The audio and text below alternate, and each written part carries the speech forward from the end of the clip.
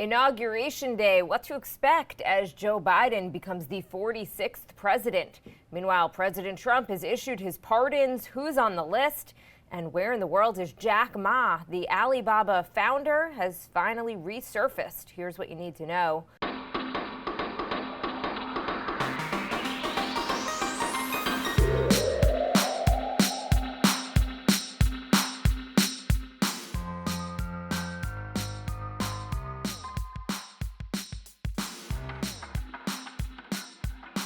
Good morning. This is Cheddar's Need2Know podcast for Wednesday, January 20th. I am Jill Wagner with Carlo Versano. Carlo, in some ways, I felt like we were never going to get here. Well, I mean, frankly, a lot of us didn't. But yeah, I sort of feel the same way. By the way, yesterday was clearly a Sunday, which makes today what? A Monday? And then days Friday have no is meaning Wednesday? anymore. I know. It's just, today definitely feels like a Monday. But an historic day, Jill. Let's do this. All right, Joe Biden takes the oath of office to become the 46th president of the United States at noon today, inheriting a full plate of crises in a deeply divided country. On the steps of the building that was violently overtaken by supporters of his predecessor 2 weeks earlier. The ceremony will include performances by Jennifer Lopez and Garth Brooks. Lady Gaga sings the national anthem. In lieu of a parade down Pennsylvania Avenue, a virtual procession across the country will take place at 3:15 p.m. Eastern Time, followed by a primetime event hosted by Tom Hanks at 8:30 p.m. Eastern. Cheddar will be covering the whole thing live, so if you want to tune in. Tune in indeed. Joe Biden will attend church with top Republican and Democratic congressional leaders this morning, sort of trying to telegraph his hopes that he can be a bipartisan president. We'll see about that. He got into Washington last night, by the way, via private plane. The plan was for him to take Amtrak because, you know, he's a big supporter of the railroad and of Amtrak in particular, but they had to nix that because of safety concerns in lieu of the last couple of weeks. Also, the Biden people turned down an offer from the White House to take a government plane into Washington, which really tells you how worried they are about his safety. That's actually pretty remarkable. And Jill, let's not forget Kamala Harris making history today. There will be a woman in the White House for the first time in this country's history. And I just want to say on behalf of trophy husbands everywhere, or aspiring trophy husbands everywhere, I'd like to take a minute to salute the second gentleman, Doug Emhoff, blazing trails for white men everywhere who hope to one day sit back and bask in the shadow of their much more interesting and qualified wives. It's funny when my husband, when we were dating, he's like, just so you know, I'm not intimidated by success. So please go forth and make a lot of money, and I'm happy to sit back and golf. I never understand why some guys say that, like, aren't down with that. Like, I want my wife to be as successful and wealthy as possible. I am totally happy staying home, cooking, raising the kids. Yeah, unfortunately, I'm not there quite yet. By the way, Politico Playbook, I thought said it really well, just about Kamala Harris. She says, today, the day that women of color will see someone who looks like them put their hand on two Bibles, one from Supreme Court Justice Thurgood Marshall, the other from a woman that she calls her second mother, and take the oath of office. Right before noon, Kamala Devi Harris will break the first executive office glass ceiling. And one of the things that they write about kind of the meaning of this is she says Harris is going to confront a pressure that white men she's joining in the executive vice presidential club never felt. With that comes a mission, as Harris, the daughter of immigrants from Jamaica and India, puts it, to, quote, make sure you're not the last. You know, there's a lot riding on her success right now. Absolutely. And I have a feeling, this is just a gut feeling, but I think that in the sort of same way that Dick Cheney back in the Bush years was a very active, I guess you could say, vice president, I just have a sense that she is really going to be maybe not running the show, but she's going to be doing a lot. You know, Joe Biden's an old man. I mean, there's nothing wrong with that. I'm just saying, like, I think that she's going to take a front seat, if you will, to governing. But you know what? I feel like we've somewhat dismissed Joe Biden Not that we've dismissed him, he's obviously going to become president, but his life has been incredible as well. I sometimes think we forget his life story. You know, he has been doing this for a long time. He first ran for president in the 80s. I mean, he knows heartbreak and tragedy. His wife and daughter were killed in a car accident. Jill Biden kind of helped, Dr. Jill Biden, his current wife, helped him kind of pick up the pieces and really get back to life. Totally. And did you watch him yesterday? I didn't mean to. And the other thing about him too is that, you know, he had the political acumen to know that the country, to basically say, despite political urges to go really to the left in terms of appealing to that left wing base of the Democratic Party, he said, no, you know, that's not me. I'm going to try and find the middle ground. I'm sticking with my principles. And it obviously resonated. Why he won. Yes, and so, I mean, I think we are somewhat quick to dismiss him as, you know, a one-term president and kind of a placeholder. But I think let's give him credit where credit's due as well. No, you're right.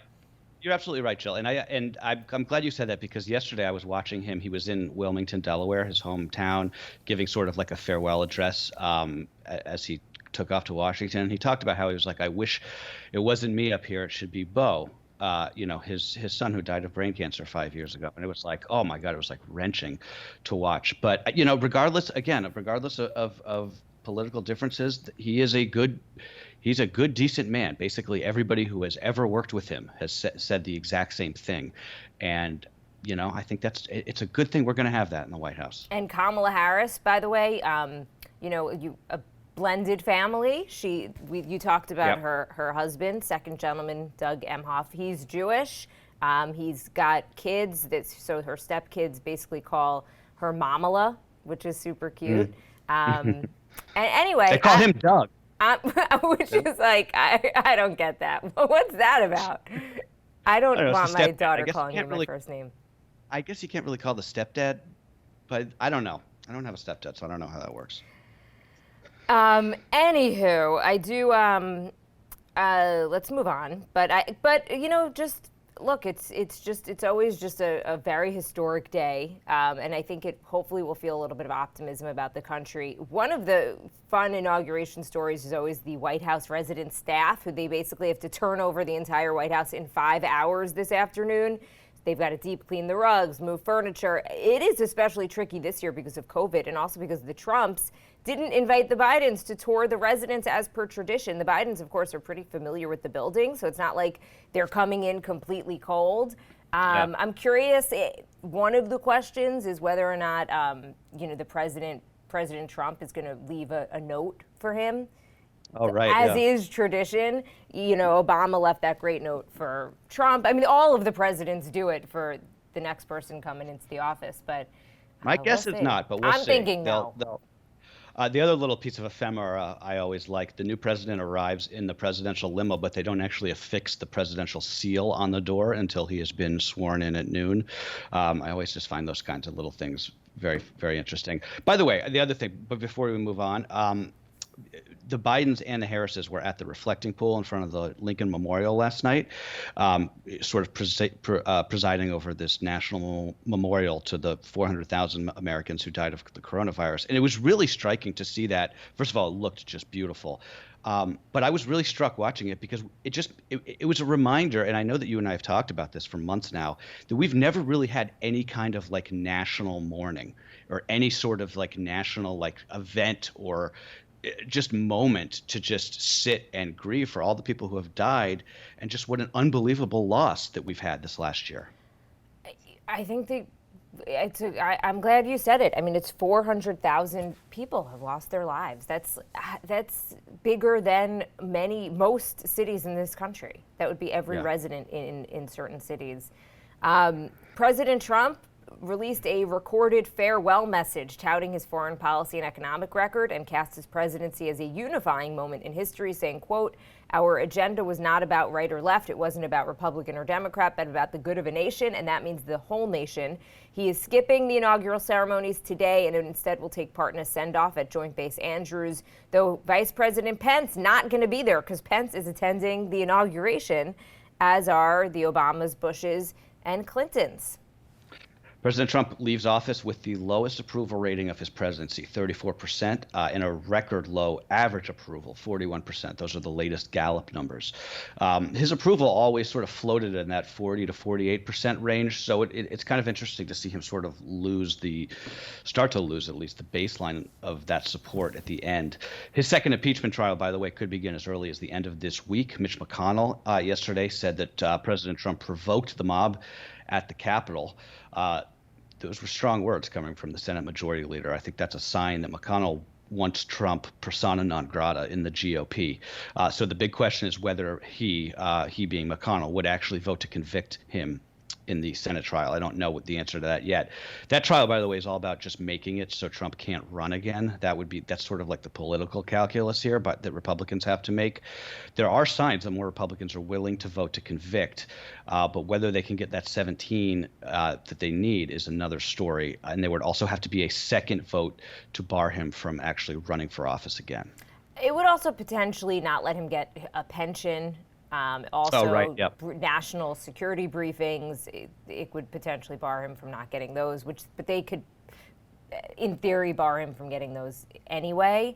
While Biden is expected to spend the afternoon signing executive orders, President Trump spent his final night in the White House signing pardons. He issued a wave of pardons and commutations, 143 in total, to allies like Steve Bannon, his former campaign chief, and Elliot Brody, if I'm pronouncing that correctly, a prominent GOP fundraiser, both of whom were arrested on corruption charges. Bannon was awaiting trial. Brody already pled guilty. It was really fascinating. I went through the list as best I could this morning. And just kind of the rationale for each person, who else supported it. I mean, look, there were Bannon. So first of all, Bannon's like sort of the big name here. If you don't remember, he was charged with defrauding Trump supporters who thought they were donating money to build the wall. He allegedly just basically took that money and spent it. I mean, he is perhaps one of the single most corrupt, ill-intentioned people to ever walk the halls of the West Wing, and does not deserve a pardon, in my opinion. But it wasn't just Bannon. As you said, there were a lot of people on that list. He granted clemency to the rappers Lil Wayne and Kodak Black, both of whom were convicted on weapons charges. Kwame Kilpatrick, the former Democratic mayor of Detroit, as well as many other lesser-known cases brought by criminal justice advocates, a lot of nonviolent drug offenses and things like that. The Kim Kardashian cause. So it was actually good to see a lot of those names on the list. I agree. And I support those pardons. The whole pardon thing is so weird. I don't know why we do it. I don't know why it's a thing, but whatever. And all presidents do it. It's obviously not just Trump. But he, just briefly before we move on, I did want to mention this. Trump revoked an executive order yesterday that he signed 8 days into his presidency, requiring White House appointees to sign a pledge that they won't become lobbyists within 5 years of leaving the administration. So he basically just said, no, that's okay now. Drain the swamp, right? By the way, on that pardon front, George W. Bush famously detested the pardon process. He was basically like, I'm not dealing with this. Yeah. Don't come to me with this. He was like, I'm not doing any personal favors. And he basically just let his Justice Department handle the whole thing. Oh, I didn't know that. That's interesting. Yeah. Some other news today. Jack Ma resurfaced. The Alibaba co-founder popped up in a live stream for a charity that he worked with. The first time the Chinese billionaire has been seen in months since the government cracked down on his business empire. Ma's appearance sent shares of Alibaba soaring, though it's still unclear exactly what his standing is with Beijing and President Xi. Good to see that he's alive, at least. He's okay. I mean, for real. Yeah. Speaking of China, and this is important and no laughing matter, but I just wanted to sort of shoehorn this in, and this was the way to do it. The State Department yesterday accusing China of carrying out a genocide against the Muslim Uyghur population and other ethnic minorities in the Xinjiang region. That's the most forceful condemnation of Beijing by any government, not just the United States, for the atrocities happening there, and it comes on the last day of the Trump administration. The Biden team has said that they believe that Beijing is committing genocide of the Uyghurs. So that just shows you, I mean, how Biden takes on China is going to be really interesting. One of the big foreign policy challenges that he's going to face. And I think, Trump's gut instinct on China was right. That basically Beijing is, not a force for good in the world, at least in the world economy. he just obviously botched the response. So we'll see. We'll see how Biden sort of takes the mantle on that policy. Well, Tony Blinken, who is Biden's pick for Secretary of State, he's going through his confirmation hearings right now, and he answered a bunch of questions on this. And he said that he did think that this decision was correct over the Uyghurs in China. And he said that he looked at China as our biggest potential adversary, also competition. Sure. And he agreed in sentiment, right, with what the Trump administration was trying to do, but he just didn't agree with, as you say, the way that they were trying to do it. And so it'll be interesting to see what happens. He also said the Abraham Accords were a win for the Trump administration. That was the Israel normalizing relations with some Arab countries. And I think that we'll have to see that. And that's the shame of the Trump presidency, right? For the past 77 days or so since the election, it's just, they could have focused, again, we talk about this, but they could have focused on the vaccine rollout, the fact that there was a vaccine, a huge success for Operation Warp Speed and the Trump administration. They could have talked about some of these major foreign policy wins, potentially, and instead it went into this crazy it's a shame. direction. Austin, Texas, switching gears, expected to be the hottest housing market in the country for the second year in a row. Home prices have been rising across the Sun Belt for months, but Austin is seeing a 20+% growth in median prices as well as sales. Phoenix, Nashville, Tampa, Denver also expected to outperform the national market, according to Zillow's annual survey. Austin is have you ever been to Austin? I have. I've never been to Texas, actually. Really? Yeah, I was going to go a couple years ago, but they were experiencing like a 125-degree heat wave or something, and I'm like, Next time, catch them on the flip side. Austin is such a cool town. It's really awesome. I hope it doesn't get, sort of wiped out by gentrification. Meanwhile, in New York City, San Francisco, LA, they are expected, of course, to underperform, though they are starting to see growth. In New York City, in the rental market here, it's starting to bounce back because there have just been so many incentives. Becky and I, we were thinking about buying a place. We actually may just start sign a new lease because the rental incentives are just insane. Some places are giving away 3 or 4 months free rent. So it's a great time to negotiate if you've got a lease renewal coming up, especially if it's in one of these coastal cities. They will, you are in the driver's seat. Totally. So we talk a lot about, obviously, Austin, also Miami becoming a really hot city for tech. On Cheddar, we covered it a lot. My only and we just bought a house on Long Island where I'm like, did we bet on the wrong horse here? The only thing I will say is that I do worry about climate change, right? Like, I used to think California was the place to be, but California with the fires and just the record drought, a city like Miami and these cities in Texas, my one fear is what climate change is going to do to them in terms of just, even if not causing catastrophic flooding or catastrophic hurricanes and weather events, just the heat in general. I mean, does that become unbearing at a certain point? We know it's happening, right? Miami already floods regularly. I mean, I wouldn't buy property in Miami, if my life depended on it, I don't think. Okay, and let's switch gears again. We're trying to get, by the way, somebody wrote in saying, can you guys give us a little bit of good news? So we're trying to lighten it up a little bit. Okay, watch your back. Taylor Swift 2021 has its first bona fide smash hit. Olivia Rodrigo's Driver's License debuted in the top spot on the Billboard Hot 100 after breaking streaming records in its first week of release. The breakup ballad by the 17-year-old Disney actress caught fire on TikTok before it migrated to the mainstream charts, helped along by debates and speculation on social media who the lyrics could be about. And that's basically how pop music gets made these days. So one Spotify exec told the New York Times, I thought this was so fascinating, that they have never seen a song by a relatively unknown artist blow up so fast. It usually takes months to build a successful pop song. You got to market it through the label, social media, get celebrities on board, MTV, back when MTV was relevant. This song went from not existing to the top of the charts in 2 days. That's, to me, I just think these things are so interesting how this stuff works now. I'm trying to play I'm just trying to pull it up. Have you heard it? It's good. No, it's good. Don't play it too loud or we'll get sued. Ooh. It's good. It's sort of like she's sort of like a proto Taylor Swift. I like By the way, it. I'm told the song is about her High School Musical co-star Josh Bassett. I have no idea who any of these people are, but Hashtag world. And I think we have time really quickly to end on another kind of piece of good news. It's been bleak. There's some great stories out there showing people coming together. So activist and athlete Jimmy Choi, who does suffer from Parkinson's, recently took to TikTok to publicize his frustration with the simple task of opening a pill bottle. His video went viral, inspiring a community of TikTok tinkerers to design and then build 3D printed Parkinson's-friendly pill dispensers to help him and others who suffer from the disease. Wow. this is a cool story, and this is one of those ones that is like audio doesn't do it justice. You got to sort of like watch the TikTok videos, and I linked to them in the newsletter today if you want to check it out.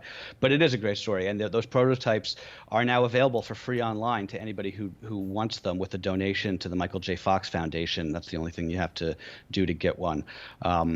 First of all, it's amazing that didn't exist, I guess. But secondly, it's just, social media is good for something after all. That's my takeaway. I was thinking the same thing, especially because we just did the story about the song that originated on TikTok. Yeah. And now this as well. I feel like TikTok is proving that TikTok's it is the place to be.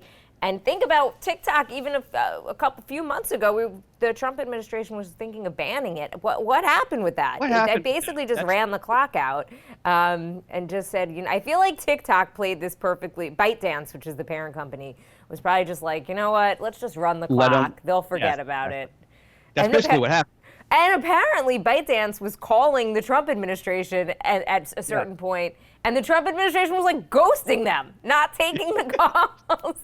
Like, what? Bizarre. There's so many crazy stories like that these last few years. All right, a huge day today. Follow along on Cheddar if you want to watch the inauguration. We're going to recap it all tomorrow. That's what you need to know for Wednesday, January 20th. All right, folks, have a good one.